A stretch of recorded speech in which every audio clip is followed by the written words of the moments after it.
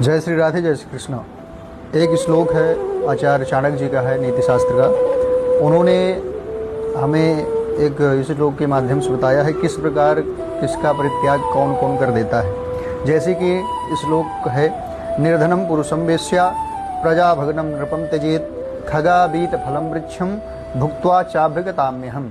इस श्लोक का भावार्थ यही है कि निर्धनम पुरुषम वेश्या, यानी जो निर्धन व्यक्ति होता है उसका त्याग वैश्या कर देती है, क्योंकि वो जो वैश्या होती है उसे धन से ही मतलब होता है, ना कोई आपसे मतलब होता है। जब तक आप धनाढ्य हैं तब तक आपके साथ है, तत्पश्चात जैसे ही धन आप निर्धन हुए, धन आपका गया, वैसे ही वह भी चली जाएगी। प्रजा भग्नम नृपम त्यजेत, नृप यानी राजा, यानी अगर प्रजा भग्न यानी कि क्या कहते हैं, किसी प्रकार से अगर यानी कि धन से या बल से अगर वह राजा भग्न है यानी उससे दूर है या उससे वंचित है, या वह अपने प्रजा के ऊपर अंकुश नहीं लगा पाता है, या प्रजा या किसी भी राजा से पराजित हो जाता है, तो पराजित राजा का त्याग वह प्रजा कर देती है। खगाबीत फलम वृक्षम, यानी जो खग यानी पक्षी है, वह जब तक उस पेड़ में रहेगा तब तक उसमें फल हैं, और जैसे ही फल खत्म हो जाएंगे वैसे ही भी उस पेड़ से पक्षी चले जाते हैं। तथा भुक्त्वा चाभ्यगताम्यहम्, यानी कोई अगर भोजन